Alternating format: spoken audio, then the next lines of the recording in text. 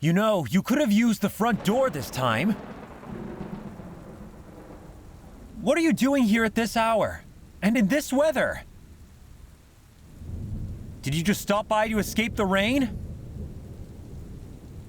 Well, come on, step inside. You're getting drenched. You're trembling. Here, wear my lab coat.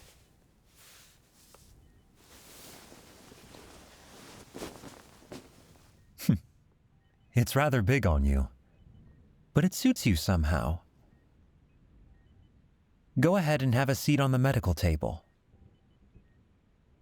What? You weren't aware that you had an injury? I can smell the blood on your knee from here. Don't give me that look. What kind of vampire do you take me for?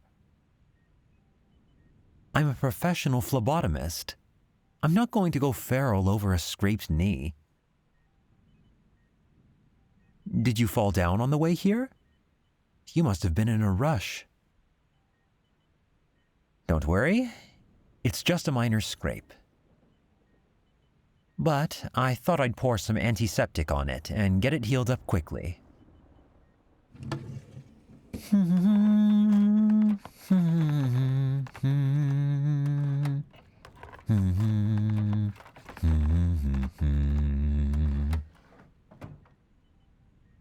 Yes, vampires do heal more quickly than humans. That's what makes us so dangerous to go up against. Well, that and our super strength and speed. Now, hold still. This will sting for a second. There we go. Now, let me find that ointment. While I work, do you want to tell me what had you so spooked? Being followed? Are you sure it was a werewolf? Well, to be honest, things have gotten a bit stirred up around here lately. So it would make sense if you saw one snooping around. Speaking of which, I heard that you recently went to see Slade. I'm not sure if I should feel awe or concern. Either way, I must warn you. He may have been in a good mood for your first encounter, but I can guarantee he won't be in the near future. There's been a bit of a conflict. Honestly, I'd rather not talk about it, because it doesn't interest me. But I can see in your face that you're already dying to know what's going on. Although I can't understand why. I know Slade's main goal is complete eradication of the werewolves. He wants it to be done by his own hand, so he can get all the credit. It's some sort of pride thing. Really, it's unbecoming for someone with such a high position to have such a big ego.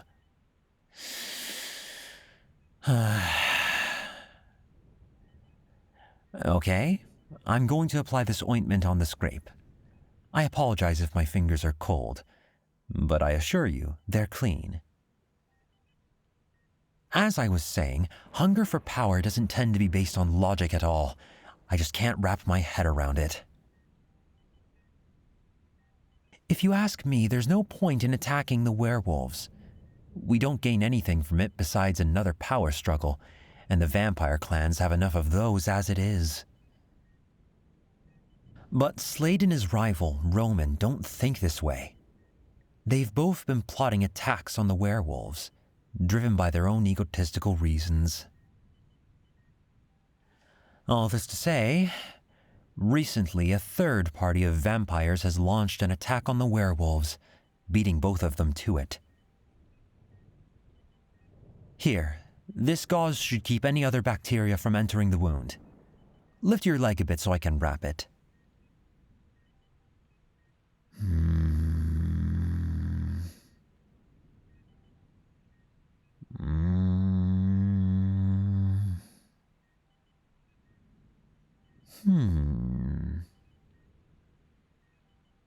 Let me know if it's too tight. So, Slade isn't very happy about the whole situation, and I'm sure Roman's not either. I'd advise you to steer clear of both of them until it blows over. Of course, that's your choice. It doesn't matter to me what you decide to do. All I can do is offer you my best advice. How'd I know you met Roman? Well, I didn't for sure, but I suppose you just confirmed it.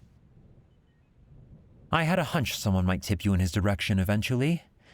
If you met Slade, I'm sure you encountered his loudmouth bodyguard. So, August gave you the details on Roman, then? It's just the sort of thing he would do. I'm sure this is all one big game for him. And you're just the sort of person to follow his directions. Anything to satisfy your own curiosity, Well, I'm once again impressed with you.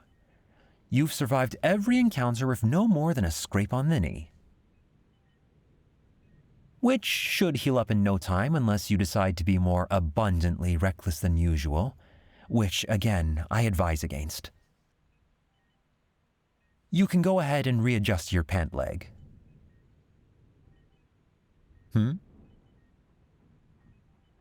I figured you'd have questions about my connection to Slade. As I've mentioned, Slade and I have our differences. I don't see the point in anything he does related to seizing power, and I'm not so fond of that nightclub of his either. I do have an interest in him personally, though. As he may have told you, he's no ordinary vampire. When he first showed up at my clinic, I was instantly drawn to his physical state. As a former human, Slade has a different genetic composition than naturally born vampires. He's also physically weaker than the rest of us, although he may not act it. Slade can't just feed off of human blood like we regular vampires can. I'm still trying to find out exactly why that is. But it seems that his body rejects straight human blood. Perhaps it's because that same blood is still used to pump in his veins. I had to do some experimenting to find the perfect sustenance for him, a mixture of human blood and other fluids. I was more than eager to help when he reached out. I had never seen such an interesting specimen before. And on top of that, he did offer to fund all of my research and the blood bank. That certainly didn't hurt. In short, Slade funds my work, and I take care of his abnormal needs as a former human-turned-vampire.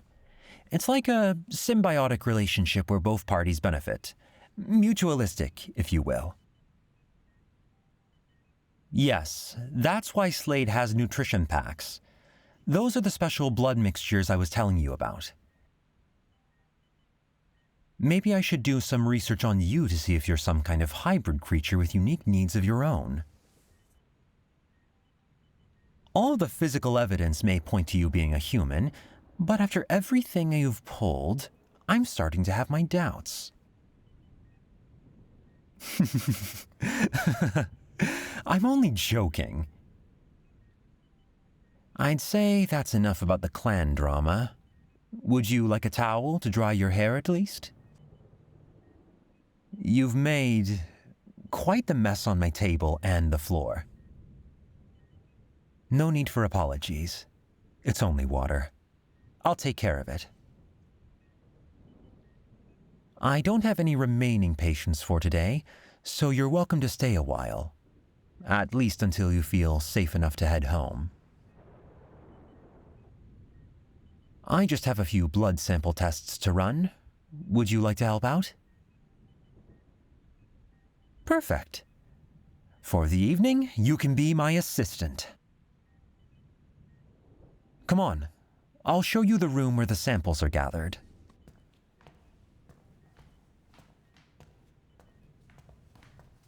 Most blood clinics are located separately from the testing labs, but since I run both, I combined them into one facility. Those rooms are the freezers where we store all of the pints of blood, which will then be sent off for consumption. And down here is where my favorite part happens. The tests. The smaller test tubes of blood we collect aren't vampire food. Those are purely for research purposes. The tubes run through these machines so they can be screened for diseases or abnormalities. They've been very helpful in my quest to learn as much about blood as possible. I load them here onto this rack and they run through the analyzers. The blood then goes through the centrifugation process, dividing it into red blood cells, platelets, and plasma. Oh, is that so? You already knew all this. Of course you did. Is there anything you haven't read up upon? You want to see some more of my private projects? There's that forward eagerness again. Well, I wouldn't mind showing you a thing or two. It's nice to have someone like you around. Someone who's as curious as I am. Or maybe even more so. All right then, let's dive in. But first, let's get you a pair of gloves. Oh, you're still here. Well, if you're interested in more audios like this one, feel free to subscribe to the channel. I'm sure you'd find it worth your time. If you're an adult listener seeking some more mature content, I can send you over to patreon.com/anagomi. Or if you want a commission tailored to your very own needs, please examine anagomi.com/commissions. Now you better be off. Please be careful out there. Till we meet again.